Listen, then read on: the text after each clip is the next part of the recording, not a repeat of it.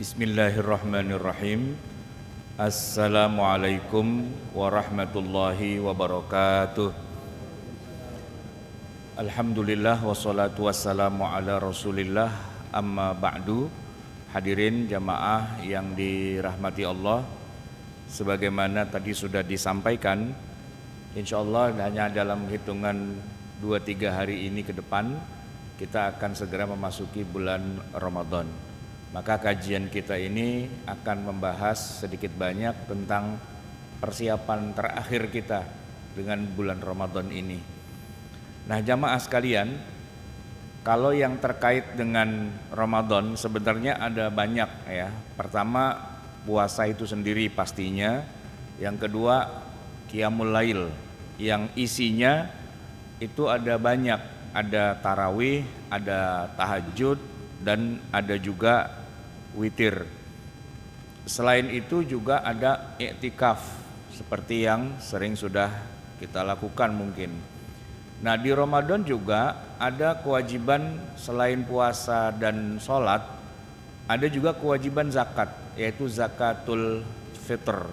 Sehingga Ramadan itu kalau kita lihat secara keseluruhan ini paket lengkap ini Pak. Ya, puasanya ada, sholatnya ada, zakatnya juga ada, yang belum hajinya aja. Nah, kalau kita bicara tentang puasa, jamaah sekalian, secara umum puasa yang Allah wajibkan kepada kita dalam arti umat Nabi Muhammad, kalau dibandingkan dengan puasa-puasa yang Allah wajibkan pada umat sebelum kita, sebut misalnya Bani Israel, orang-orang Yahudi. Nah, mereka itu puasanya beda sama kita. Dalam arti kita itu lebih dikasih keringanan atau diskon lah gitu kira-kira, yang tidak diberikan pada mereka. Termasuk juga misalnya kalau kita perhatikan ketika Nabi Muhammad SAW itu berada pada posisi pertama awal sekali mendapatkan kewajiban puasa Ramadan, itu masih disuruh ikut dengan puasa umat terdahulu. Ya, salah satunya dari segi kapan mulai puasanya. Itu bisa kita baca di dalam surat Al-Baqarah, tapi bukan yang di awal kutiba alaikumusiyam. Kalau itu kan ayat 183. Nanti kalau kita baca terus 184, 185, 186 di balik ayat 187, nah di situ kita akan menemukan sebuah isyarat, ya lemah sih sinyalnya, tapi kalau kita perdalam, kita amplify lewat kitab-kitab tafsir, akan nampak di situ fakta bahwa pada awalnya puasa yang Allah wajibkan itu belum lagi dimulai sejak terbit fajar, tapi justru dimulainya sejak ba'da maghrib. Menarik ini Pak. Puasa awal pertama diwajibkan itu bukan dari sejak subuh atau fajar, tapi sejak ba'da maghrib. Dari maghrib ke maghrib. Cuman dikasih kesempatan berbuka, dan buka itu tidak ada sahurnya Pak. Ya buka aja pas maghrib, begitu selesai makan berbuka, puasa langsung mulai lagi. Ketemu makanan lagi besok maghrib. Dan itu sangat berat. Nah, kisahnya itu ada dua. Yang pertama, seorang sahabat, ini kasihan Pak, dia harus puasa terpaksanya 2 hari berturut-turut, gara-gara pas waktu maghrib dia ketiduran. Jadi kesempatannya cuma waktu maghrib doang. Begitu maghrib dia ketiduran. Sebenarnya sih dia niat mau buka, cuma yang jadi masalah tuh bininya, istrinya, harusnya nyediakan makanan berbuka, dia juga nggak nyediain gitu Pak. Jadi dia capek nih seharian di ladang. Dia kalau nggak salah seorang petani kurma, kan capek di ladang sesiangan begitu kan. Begitu maghrib dia pulang, bininya belum nyiapin makanan. Nah, kata bininya, tunggu sebentar, saya cari makanan dulu. Ternyata ini suami ketiduran, wah. Dan begitu bangun udah harus puasa lagi, udah nggak boleh makan gitu Pak. Ujung-ujungnya dia puasa 2 hari 2 malam gitu Pak. Wah itu berat banget. Nah yang kedua kasusnya Umar bin Khattab radhiyallahu an. Umar ini pernah melanggar ketentuan puasa. Ini bukan masalah makan, bukan masalah minum, masalah hubungan suami istri. Jadi Bapak bisa bayangkan sebulan penuh boleh makan minumnya cuman pas maghrib doang. Setelah itu semalaman tuh nggak boleh. Ya udah mulai puasa. Nah kalau makan minum mungkin bisa ditahan Pak. Nah kalau hubungan suami istri kan rada ribet juga tuh Pak. Emang mau kapan ngerjainnya gitu kan? Nah itu Pak Umar malam-malam entah bagaimana udah rada kesetanan kali gitu ya. Itu bininya diberi juga tuh Pak. Bodoh dah pokoknya yang penting terlampiaskan dulu gitu kan. Tapi ya kesadarannya langsung muncul dan menyesal ketika udah selesai. Langsung dia nangis-nangis, langsung dia taubat, langsung dia apa, dan merasa belum nyaman juga dia langsung ngadu kepada Rasulullah nangis-nangis. Pokoknya minta diampunin, terserah dia mau dihukum apa bodo amat, pokoknya saya mau minta ampun gitu.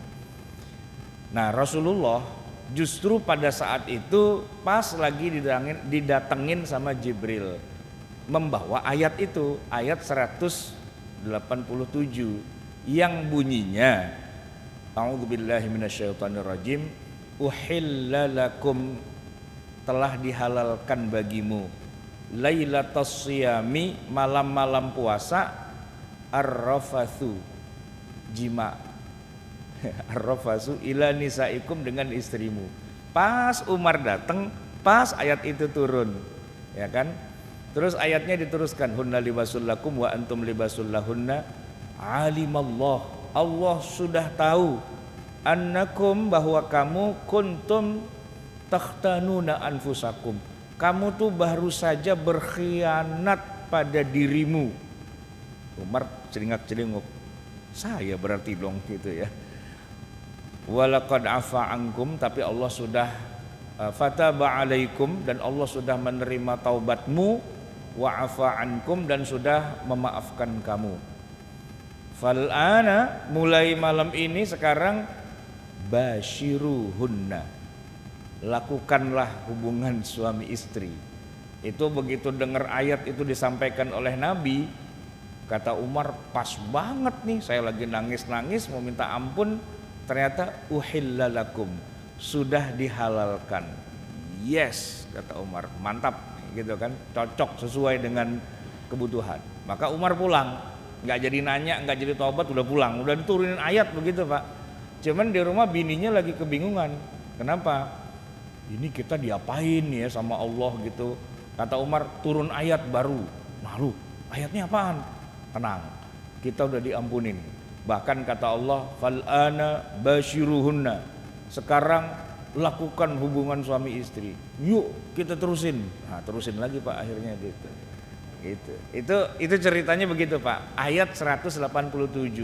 Dari situ tadi saya bilang ada isyarat, walaupun lemah sekali sinyalnya, nggak kebaca kalau kita baca terjemahan, nggak muncul. Tapi kalau kita baca kitab tafsir, entah itu Ibnu Katsir, entah itu Al-Qurtubi dan sebagainya, kisah itu pasti diceritain. Oh, berarti sebelumnya puasa itu berat Pak.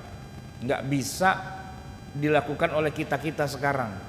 Kalau kita kan dari subuh sampai maghrib itu aja kita udah jam 2 siang Pak, kayak gini nih udah mulain halu Pak kalau puasa itu, ya kan?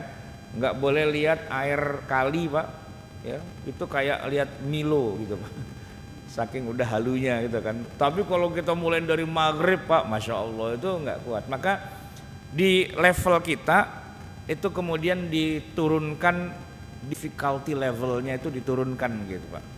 Ya dari zaman Nabi Muhammad itu nggak kebayang kalau umat terdahulu, bahkan Nabi Daud Pak, wah itu parah itu puasanya, karena dia wajib, puasa wajibnya itu bukan Ramadan 12 bulan, cuman selang-seling ya, sehari puasa sehari enggak, sehari puasa, tapi itu seumur hidup Pak. Kalau kita kan cuma Ramadan doang, jadi dia nggak ada Pak tarhib Ramadan gitu, nggak ada, tiap hari puasa. sehari puasa, sehari enggak, sehari puasa, sehari ribet banget itu hidupnya gitu kan. Kalau kita mau begitu boleh Pak, kayak Nabi Daud boleh. Tapi suka-sukalah ya. Kalau yang mau kayak gitu silahkan, yang nggak mau ya nggak apa-apa. Itu hukumnya sunnah. Bahkan pengen jajalin puasa kayak Nabi Daud, sehari puasa, sehari enggak. Terus baru dapat sebulan udah capek, berhenti ya gitu. Boleh nggak Pak? Boleh, karena Nabi Daud itu bukan Nabi kita langsung. Jadi kalau buat kita sunnahnya Nabi Daud itu nggak wajib, sunnah aja itu ya. Nah jamaah sekalian, terkait dengan yang kedua nih, tadi kan puasa gitu ya. Kemudian kita bicara qiyamul lail. Nah begini Pak, kalau kita baca Al-Quran atau hadis Nabi, belum dijelaskan secara rinci apa saja yang termasuk qiyamul lail. Pokoknya semua sholat itu disebut qiyamul lail aja. Mau itu tarawih, mau itu tahajud, mau itu witir, tiga-tiganya itu kalau di Quran atau di hadis semuanya itu disebut qiyamul lail gitu Pak. Ya semuanya berpahala pastinya kan. Cuma setelah kita rinci lebih dalam, lebih detail gitu ya, ternyata qiyamul lail itu ada 3 jenis sholat yang berbeda satu sama lain. Dan jangan kerok nih Pak. Ada yang namanya tarawih dan itu ikonik, tidak ada kecuali hanya di Ramadan. Sedangkan yang 2 lagi tahajud itu ada di Ramadan, ada di luar Ramadan juga ada. Begitu juga witir ada di Ramadan dan juga ada di luar Ramadan. Yang ikonik, yang identik, yang otentik itu tarawih. Tapi agak susah mengejar data tentang tarawih di masa Nabi, karena ternyata di masa Nabi tarawih itu boleh dibilang tidak dijalankan, atau yang lebih tepat sempat dijalankan tapi kemudian diliburkan, dan liburnya lebih lama daripada perjalanannya. Jadi gini Pak, tahun kedua setelah Nabi hijrah ke Madinah itu turun ayat kutiba alaikumusiyam. Masuk Ramadan yang kedua itu Nabi mulai puasa kan. Malam pertama besoknya mau puasa, habis sholat isya Nabi sholat sunnah yang waktu itu enggak disebut namanya itu sholat apa, enggak. Tapi karakteristiknya sudah ketahuan, yaitu sholatnya habis isya, bukan tengah malam. Dan sholatnya di masjid, bukan di rumah. Dan sholatnya berjamaah, bukan sendirian. Itu yang menandakan karakteristiknya beda. Dan itu baru tumben dikerjakan oleh Nabi. Sepanjang hidup Nabi baru kali itu Nabi mengerjakan sholat sunnah, yang nanti 100 tahun kemudian baru itu para ulama menyebutnya dengan sholat tarawih. Kalau di masa Nabi nggak ada namanya. Nah kisahnya adalah sebagian sahabat itu habis sholat isya kan memang pada pulang Pak. Cuman yang tinggal di masjid aja, ada beberapa orang yang tinggalnya di masjid itu lihat Nabi sholat sendirian. Nah karena mereka lihat Nabi sholat, mereka ikut tuh jadi makmum. Tapi nggak banyak, karena yang tersisa di masjid aja, yang tinggal di masjid lah begitu. Malam kedua bocor Pak informasinya, ternyata ada sholat lagi yang baru. Cuman Nabi nggak ngajak-ngajak, nggak bikin flyer, nggak bikin pamflet gitu Pak. Kalau kita kan tarawih gitu, ada imamnya, ada ustadznya tuh, ada infak sekian gitu ya. Di masa Nabi enggak Pak. Begitu bocor, langsung para sahabat habis sholat isya yang pada pulang tuh pada nungguin. Dan ternyata bener Nabi sholat, yang lain pada ikut.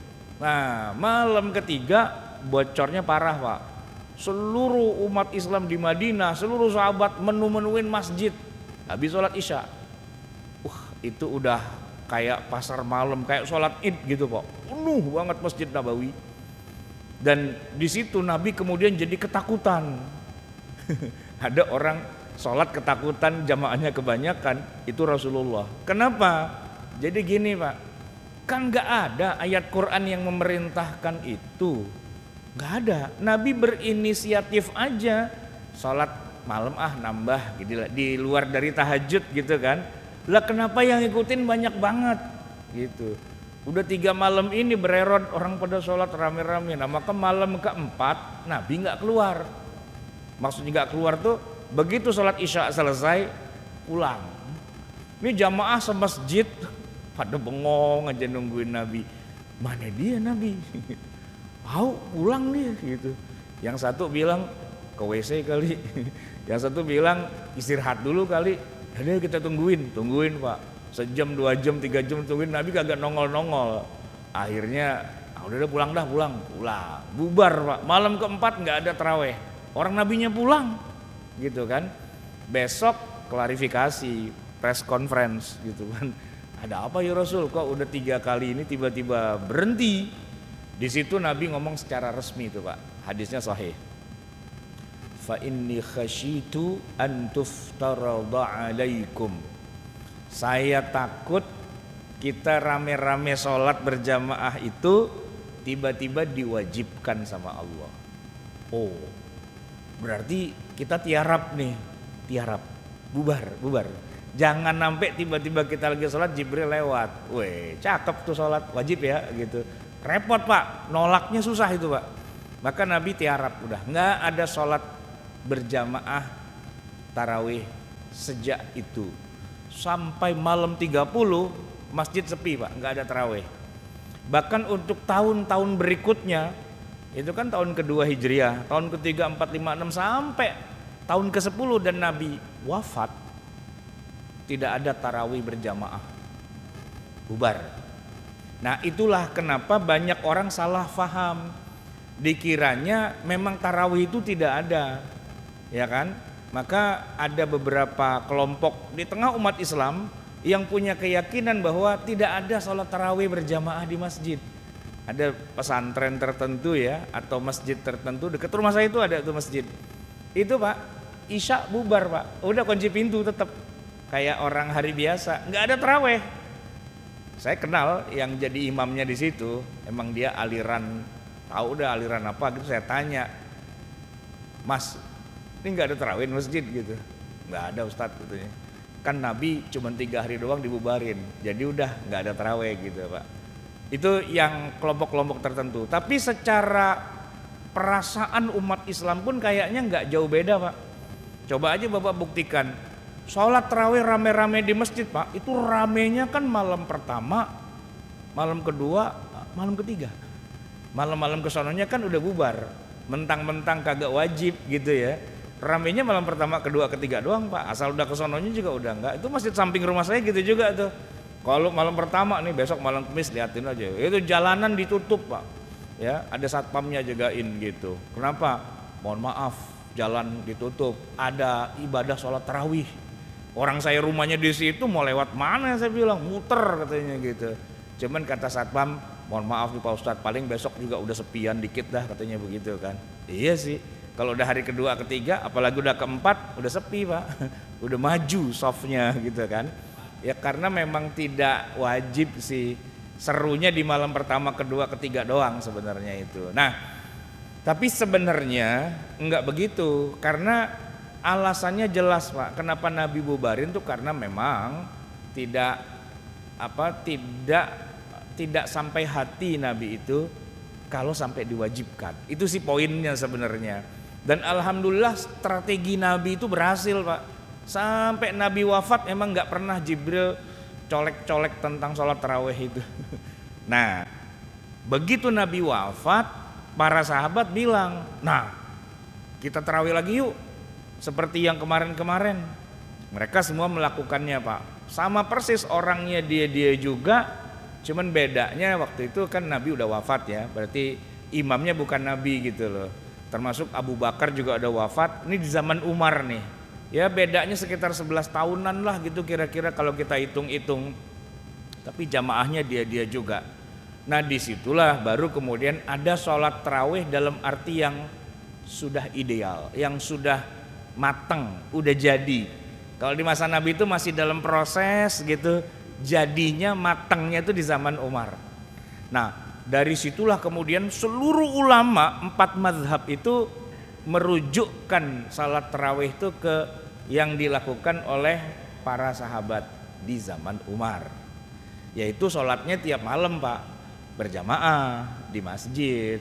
Dan karena itu sudah selesai masa turunnya Quran, 30 juz sudah turun semua, Umar memerintahkan kepada imamnya yaitu Ubay bin Ka'ab, ente ngimamin kita semua baik ya, jangan lupa pokoknya sampai malam takbiran mesti kudu udah hatam.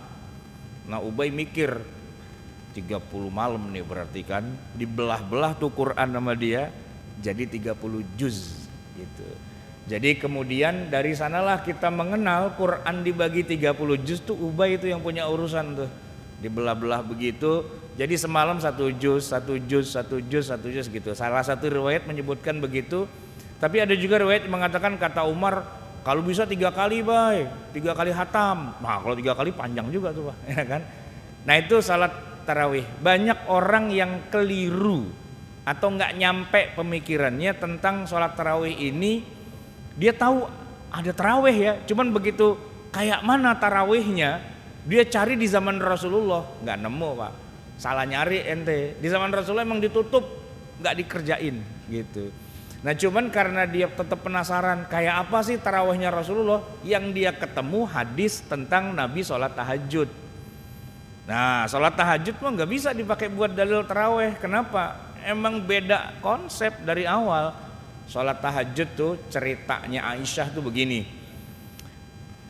Rasulullah tuh kalau sholat malam, Aisyah bilangnya sholat malam Pak, nggak bilang tahajud. Karena di zaman Nabi itu semua disebut sholat malam.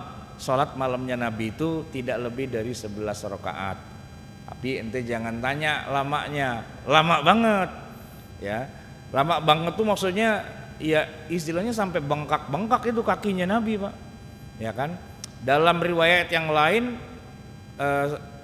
pembantunya Nabi yaitu sahabat yang selalu gitu ngikutin Nabi terus karena dia memang jadi asisten lah ya, Anas bin Malik itu cerita pernah nih kata Anas, ya kan Anas kan asisten ya, malam-malam gitu Nabi tahajud, terus saya sebagai asisten kan kagak enak, majikan tahajud masa saya ngorok gitu kan, kali-kali pengen jadi makmumnya gitu Pak.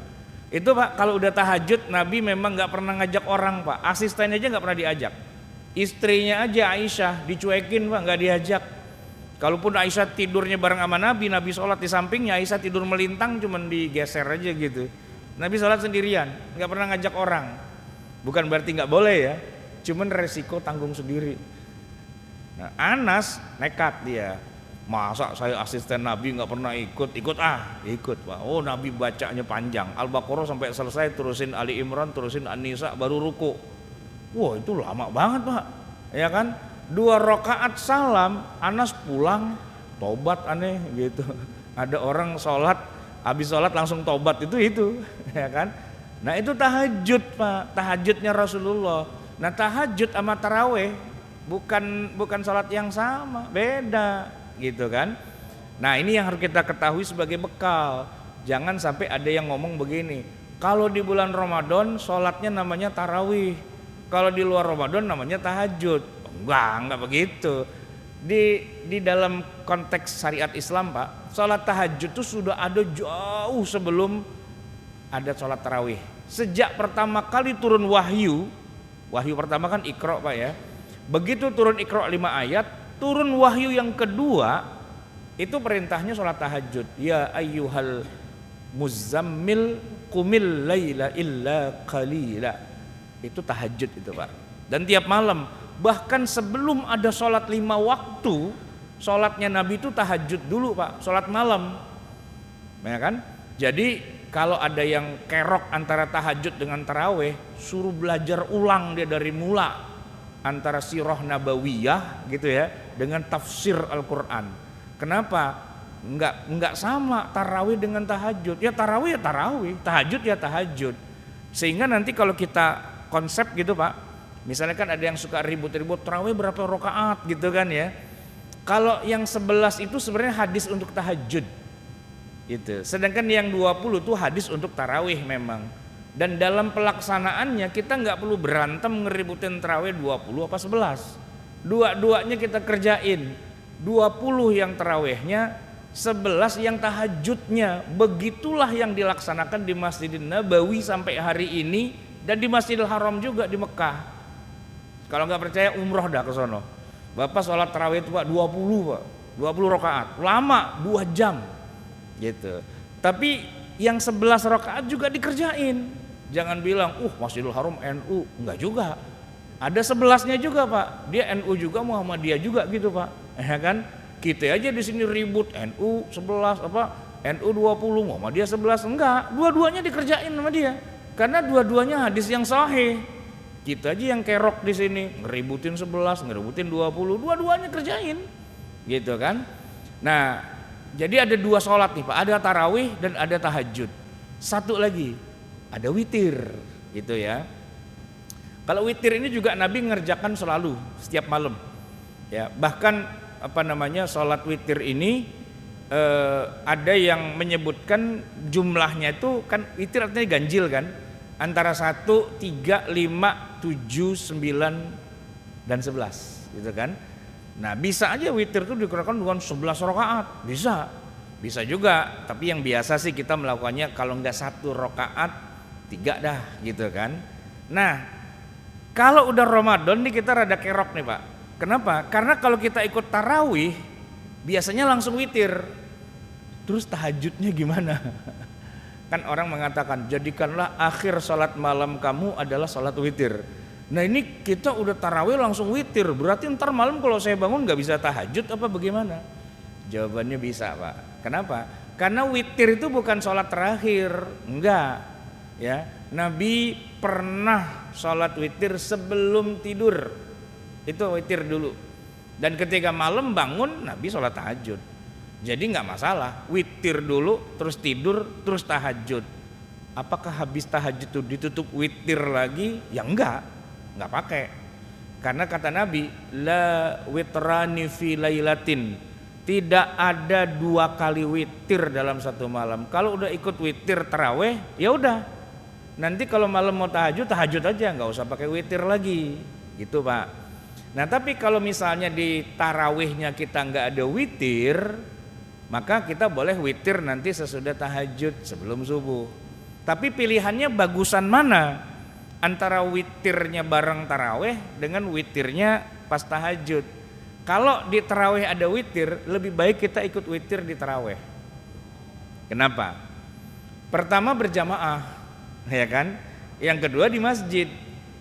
Pak, witir berjamaah di masjid versus witir sendirian di rumah, gedean mana pahalanya? Pasti gedean di masjid lah.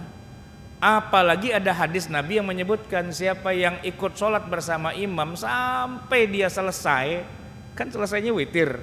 Nah tuh pahalanya udah panjang banget, udah gede banget. Jadi jangan pakai main begini Pak. Sampai di sinilah saya sholat tarawihnya, saya mau terusin sendiri di rumah mau witir. Gak usah, jangan begitu. Terusin sampai selesai, karena pahalanya itu bersama dengan jamaah. Ya. Walaupun kalau misalnya kita udah kebelet apa udah capek, pulang kelamaan, ya boleh-boleh juga sih Pak. Ya, tapi kalau di Jakarta mana sih ada sholat tarawih yang kelamaan? Nggak ada Pak. Ya, nggak ada yang kayak Masjidil Haram gitu yang 2 jam gitu ya. Nah, ada sih sebenarnya itu di sini Pak, di Cipaku, Masjid Darut Tauhid yang punyanya AA Gim di Jakarta, bukan yang di Bandung. Itu 20 Pak, dan 20-nya lama 2 jam. Nah saya tahunya gara-gara saya diundang tuh Pak ceramah tarawih di situ. Ya, awalnya saya sih menganggap paling tarawihnya paling 8, paling juga cepet gitu kan. Maka karena saya ceramah tarawih, saya ceramahnya agak lama Pak gitu. Karena kan paling tarawihnya cuma 8 gitu. Ternyata saya salah konsep Pak, salah duga. Ternyata tuh tarawihnya 20 Pak, dan 2 jam. Wah tahu gitu gue ceramah 5 menit aja tadi itu kan, lama itu Pak, ya kan. Jadi gini, begitu saya datang pengurusnya bilang, Pak Ustadz nanti kita sebelum tarawih ada ceramah dulu, terserah Pak Ustadz, mau 10 menit, 15 menit, setengah jam juga boleh gitu. Cuman mau nanya nih, kalau habis ceramah Ustadz mau ikut sholat tarawih di sini apa enggak? Gitu dia bilang. Ikut aja saya bilang, sekalian ngapain lagian, masa saya enggak tarawih gitu kan. Oke deh gitu. Begitu udah selesai sholat isya, saya mau ceramah tuh Pak, ditanya lagi, Ustadz nanti habis ceramah kan ada taraweh, apa Ustadz ikut? Ikutlah, masa nggak ikut gitu. Teman saya bingung kenapa dia nanya lagi 2 kali kan. Dah begitu saya ceramah tadi tuh Pak, agak lama, saya hampir ada kali 1 jam gitu saya ceramah gitu kan. Berdiri ceramahnya pakai mimbar, udah capek pegel gitu kan. Begitu selesai ditanya lagi, Pak Ustadz tarawehnya mau ikut? Ikut gitu kan. Wah, apanya itu taraweh mulai 8:30 Pak, selesainya 10:30. Pantesan saya ditanya-tanyain mulu, kan berdiri dari 8:30 Pak sampai 8:30, udah gitu sampai 10:30, kan berapa jam itu kan.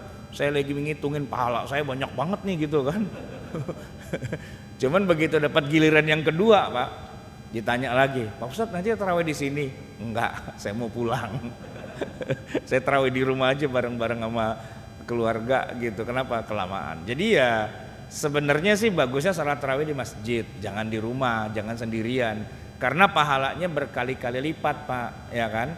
Nih saya mau kasih tahu gini Pak, tarawih berjamaah di masjid tuh Pak, kelebihannya banyak, paling nggak sampai 5 nih Pak. Pertama kan berjamaah ya. Namanya orang sholat sendirian sama berjamaah kan bedanya 1:27 kan. Tuh. Yang kedua, kalaupun berjamaah tuh kalau bisa jangan di rumah Pak. Kan bisa juga Bapak di rumah sama anak istri kayak selama pandemi kemarin kan kita tarawih di rumah tuh. Nah ini kan udah nggak ada pandemi dah, udah aman gitu insya Allah gitu ya. Di masjid Pak, karena beda sholat berjamaah di rumah sama di masjid tuh pahalanya beda gitu. Nah yang ketiga nih Pak, kita sambil tarawih bisa niatkan juga sambil i'tikaf. Nggak bisa Pak, i'tikaf di rumah tuh nggak bisa, bahkan di musola juga nggak bisa, harus masjid. Wa antum akifuna fil masajid. Nah iktikaf kita Pak, masuk isya tuh jam 7 misalnya kan, kita sholat isya dari jam 7, selesai sholat tarawih taruh ada jam ya 8:30, jam 9, paling enggak 1,5 jam atau 2 jam lah gitu Pak, kita udah iktikaf. Itu kan pahalanya jadi berlipat dan berlipat, pangkat 3 itu Pak ya. Jangan dianggap kecil itu Pak, sholat tarawih di masjid berjamaah itu penting itu. Karena kapan lagi kita bisa dapat. Nah, tapi lebih dari itu semua Pak, ini cuma saran aja ya. Kalau Bapak bercita-cita pengen sekali-kali gitu dapat Lailatul Qadar, itu caranya bukan Bapak begadang malam 27 Pak. Belum tentu dapat Pak malam 27. Soalnya kan yang namanya Lailatul Qadar kan rahasia Allah. Bisa jadi Pak malam 27 kita udah melek semalaman gitu kan. Ternyata Lailatul Qadarnya ngumpet malam 26. Kan ngeselin tuh Pak, ya kan? Nah, banyak hadis yang menyebutkan pernah kejadian Lailatul Qadar malam 19. Pernah juga malam 17. Pernah juga malam pertama itu udah Lailatul Qadar. Nah, kalau caranya begitu gimana kita bisa dapat Lailatul Qadar kalau udah perhitungan 10 malam terakhir doang ganjil doang belum tentu dapat Pak kalau gitu caranya. Udah 20 tahun iktikaf nggak dapat Lailatul Qadar, malu-maluin aja jadi umat Nabi Muhammad. Nah begini Pak caranya ya, Bapak nggak usah begadang semalaman di masjid nggak apa-apa. Yang penting tiap malam Bapak jangan absen dari taraweh di masjid. Malam pertama taraweh, malam kedua taraweh, ketiga taraweh, 4, 5, 6 sampai 30 Pak. Kalau 30-30-nya Bapak taraweh di masjid, ya kan? Sambil sholat, sambil itikaf, sambil dan sebagainya itu Pak, itu Lailatul Qadar mau lari kemana coba, ya kan? Apa dia mau loncat ke bulan Muharram? Nggak mungkin lah. Lailatul Qadar kan ada cuma di bulan Ramadan doang, ya kan? Nggak mungkin dia loncat ke Rabiul Awal gitu, pindah gua ke hari Maulid Nabi, nggak bisa. Dia kalau mau loncat-loncat ya di dalam Ramadan itu aja. Nah kalau kita mau dapat 30-30-nya aja kita serang, ya kan? Gua jagain lo tiap malam mau kemana lo, kan gitu Pak. Ya walaupun kita nggak begadang sampai subuh, tapi minimal 2 jam dapat Pak. Anggaplah nggak dapat 1000 bulan, ya 300 bulan lah lumayan gitu Pak. Ya kan? Nah maka nih saran saya, walaupun Bapak ngantor nih di sini Pak, ya coba dah tarawih di masjid. Masjidnya nggak harus yang samping rumah Pak. Mau ketemu masjid di mana aja, nih pulang nih, macet gitu kan. Gimana dong? Nah ada masjid tuh lagi pada tarawih, minggir Pak, ya kan, minggir. Bilang sama imamnya, Pak mau numpang terawih dong. Ayo silahkan numpang terawih Pak. Bukan cuma numpang buka doang nih, numpang terawih yang penting Pak. Kalau cuma buka mah nggak seberapa nilainya. Terawih itu Pak yang mahal. Satu lagi nih Pak yang terakhir. Kita cuma dikasih jatah terawih selama setahun itu cuma 30 kali Pak. Bapak jangan main-main dengan terawih nih Pak. Kalau sudah lewat Ramadan, nggak ada terawih-terawihan. Bapak kalau nggak percaya nanti habis Lebaran Pak, hari kedua Bapak ke masjid nggak habis Isya, dikunci Pak masjidnya, gitu kan. Bapak terobos masuk diomelin sama marbot. Mau ngapain Pak? Mau terawih Pak. Ya terawih gini hari kemarin Ramadan. Gini hari habis saya kemarin dikit terawihnya. Nanti salah sendiri lu, kenapa lo kemana-mana kelilingan mulu bulan Ramadan kan gitu Pak. Terus kapan dong bisa terawih lagi? Tahun depan Pak, nungguin tahun depan gitu. Nah itu Pak, mumpung ini Ramadan di depan mata, coba dah sesibuk apapun mampir dah di pinggir jalan kayak di mana masjid yang ada tarawehnya. Ya saya nggak ngewajibin Pak, nggak dosa Bapak mau lempeng aja, ngapain Ustadz susah-susahin aja, orang taraweh kagak wajib. Iya sih nggak wajib, ya pulang-pulang dah kalau mau pulang nggak apa-apa. Lagian saya apa untungnya sih kalau Bapak tarawih di masjid apa enggak, kan saya kagak untung ya kan. Saya cuma ngasih bocoran aja Pak, Bapak nih kalau mau ntar Lebaran minal aidin wal faizin. Faizin itu artinya apa? Orang yang menang ya kan, untung banyak gitu kan. Untung banyak emang dari mana? Dari puasa. Puasa mah nggak banyak pahalanya, yang banyak tuh qiyamul lail. Dan itu yang tadi saya bilang 5 kali lipat itu ganjarannya. Faizin. Tarawih di masjid full nggak? Full. Nah selamat ya minal aidin wal faizin. Tarawih di masjid full nggak? Full 3 malam doang. Kagak faizin lo gitu kan. Ngacir mulu gitu kan. Nah itu Pak. Jadi itu aja sih yang bisa kita kejar ya, karena kita kan bukan yang kayak Nabi. Iktikaf 10 hari 10 malam kagak pulang-pulang. Wah nggak ada potongan kita Pak. Terus terang aja. Saya aja yang ustadz nggak pernah Pak 10 hari 10 malam nggak pulang-pulang, nggak pernah Pak. Gitu seumur-umur belum pernah. Kalau Nabi iktikaf Pak memang benar Pak. 10 hari 10 malam nggak keluar-keluar dari tanggal 20 Ramadan sore pada asar masuk malam 21 masuk masjid Pak. Keluar-keluar malam takbiran, nggak pernah keluar. Kalau kita begitu nggak pernah. Mungkin tiap malam iya, tapi habis subuh, habis kajian subuh bubar. Jangankan peserta, panitianya juga udah pulang gitu Pak. Apalagi udah malam 29.30 udah kagak ada, udah pada pulang kampung Pak. Imam masjidnya pulang kampung gitu Pak. Ya kan? Nggak ada. Maka kita nggak bisa ngandelin yang begitu Pak. Ya ngandelin yang tiap malam aja udah kita hajar. Sedikit, sebentar, tapi jangan dianggap remeh. Itu tarawih Pak. Nah kalau Bapak mau tahajud, saran saya nggak harus kayak Nabi juga sih Pak. Kayak Nabi tapi bukan dalam durasinya Pak, tapi dalam istiqomahnya. Nabi tahajud itu tiap malam Pak, nggak ada liburnya seumur hidup. Nah ini mumpung Ramadan Pak, kan kebetulan kita ada bangun sahur. Habis sahur kan ada imsak tuh Pak, ya kan 10 menit sebelum subuh. Kesempatan Pak, Bapak wudhu, sholat 2 rakaat. Nggak usah banyak-banyak Pak, 2 rakaat aja. Kuliah sama kulhu biasa, ya kan? Itu aja. Tapi 30 malam Pak, gitu. Ibarat kata di terawih tadi kita nggak kena tuh Lailatul Qadar masih kurang, subuhnya kita hajar Pak. Kan salamun hiya hatta matla'il fajr. Begitu fajar kita lagi sholat tuh Pak. Mantap tahajud itu Pak. Assalamualaikum warahmatullahi. Assalamualaikum warahmatullahi. Langsung Allahu Akbar subuh Pak. Pas banget ditutup pintunya, kita yang terakhir set gitu Pak. Cakep banget itu. Saya nggak nyuruh Bapak yang tahajud sampai yang pakai Al-Baqarah, Ali Imran kejauhan Pak. Lagian saya tersinggung juga kalau Bapak bisa kayak gitu, saya tersinggung Pak gitu kan. Tapi kalau Bapak bisa kerjain aja gitu kan. Nah maksudnya gini Pak, bukan apa-apa. Kalau Bapak sholat malamnya kayak Rasulullah gitu Pak, itu keseimbangan tubuh kita tuh akan goncang Pak. Soalnya kan kita begadang malam, nah siangnya kan kita jadi banyak tidur. Kalau Nabi gimana? Nah gini Pak, ini saya kasih sedikit rahasianya. Nabi itu manusia biasa kayak kita. Beliau bukan manusia super yang nggak tidur-tidur gitu, nggak. Jadi gini, kalau Nabi memang budayanya itu tidur habis Isya. Isya jam berapa? Kan jam 7 ya. Begitu selesai sholat Isya, Nabi pasti tidur. Nah kalau Isya jam 7 Pak, jam 8 itu udah 1 jam. 8, 9, 10, 11, 12, 1, 2, 3. Kalau dia bangun jam 3 Pak, itu udah 8 jam dia tidur. Bangun gak pakai ngulet Pak, gak pakai ngumpulin nyawa. Bangun udah seger Pak, emang udah waktunya. Dan besok habis subuh itu siang gak ada balas dendam Pak. Nah kalau kita ya tidur jam 2, setengah 3 dibangunin tahajud, doping Pak, pakai kerak tingdeng ya kan gitu. Cuman besok habis sholat zuhur nih Pak, tapi kalau di sini sih enggak ya. Di Istiqlal Pak, itu kayak ikan asin Pak, orang pada bertabrakan itu, pada tidur gitu. Dengan dalil hadis palsu, tidurnya orang puasa adalah ibadah. Hadis palsu itu Pak gitu kan.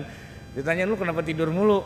Malam ini tahajud gitu. Ya enggak lah, Nabi itu tahajud tapi enggak tidur siang yang kelamaan. Ada qailulah 5-10 menit oke. Nah kalau tidur dari habis subuh sampai zuhur, itu mah banyakkan ibadahnya daripada puasanya.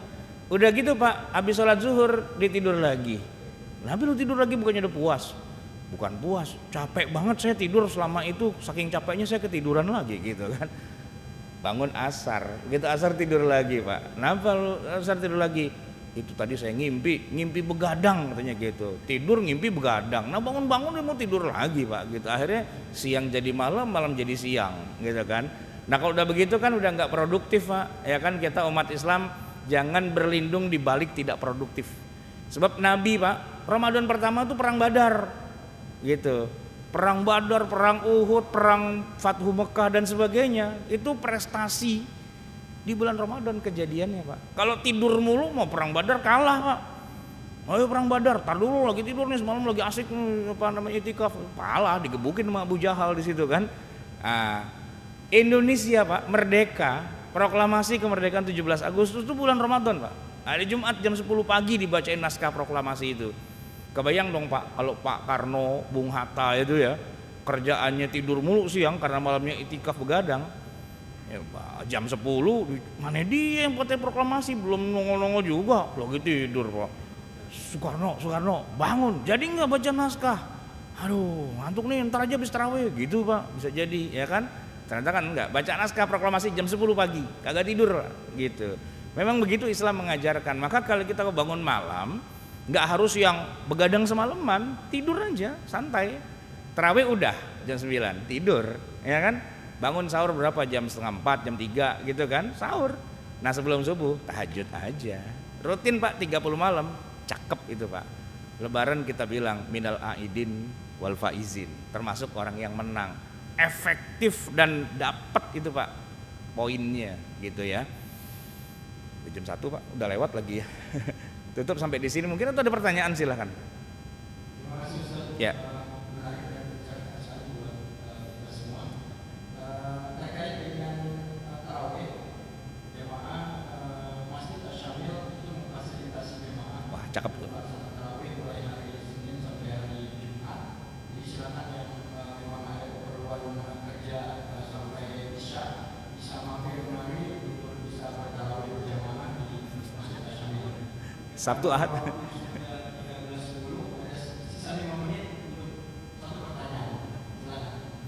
Tapi Sabtu Ahad libur ya? Oh libur. Ya kan nggak ngantor juga ya? Oke. Waalaikumsalam warahmatullahi wabarakatuh.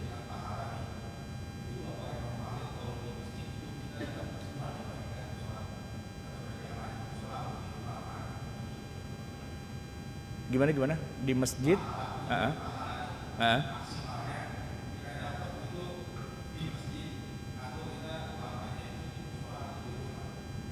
Oh semuanya dapat, cuman levelnya kan beda Pak. Salat di rumah untuk yang tarawih ya, salat di rumah boleh dapat pahala, cuman beda dong dengan yang di masjid atau yang di musola bahkan. Kenapa? Contoh dari zaman Nabi dan dari zaman para sahabat, mereka melakukannya tuh di Masjid Nabawi, bukan di rumah gitu.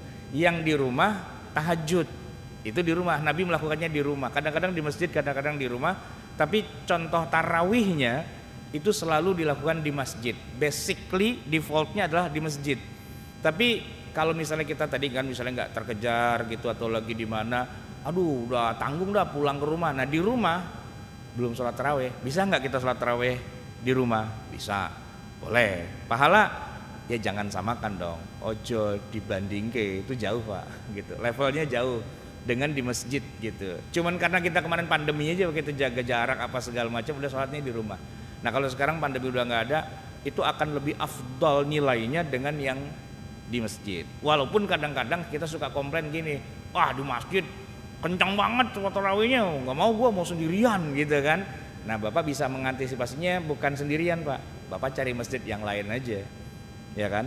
Kalau di sini nih saya kira cakep nih kayaknya nih, saya belum pernah sholat tarawih di sini ya, belum pernah. Tapi paling enggak imamnya nggak buru-buru kali ya, apa buru-buru juga, enggak kan? Iya, ya boleh juga nih saya rekomendasikan, ntar saya kapan-kapan mampir tarawih di sini dah, gitu kan, di hari kerja gitu kan. Maksudnya gini, ada AC-nya, cakep tempatnya dan sebagainya. Karena kalau di masjid-masjid itu di kampung pak udah berisik, anak-anak pada lari-larian sono kemari, main sahabat-sahabatan sarung apa segala, main kapal-kapalan gitu kan. Emang nggak nyaman itu kalau masjid-masjid kampung begitu pak, ya kan. Nah tapi kalau di sini saya kira nggak ada lah anak-anak main sahabat-sahabatan sarung kan, nggak ada gitu. Minimal nyaman lah suasananya. Iya, nggak apa-apa kalau mau 11 boleh, mau 20 boleh. Mau 20 tapi 11 8 pada pulang juga bisa gitu kan. Tergantung lah, itu diatur aja mana yang enaknya, yang sesuai begitu. 11 di sini ya, nggak apa-apa. Jadi sholat tarawih tapi dengan menggunakan dalil tahajud, itu namanya mix gitu ya, antara tarawih dengan tahajud. Tapi nggak harus 11, nggak apa-apa sih, 2 juga boleh pulang gitu, ya kan. Kalau basically memang 20 kalau di masa Nabi atau di masa para sahabat.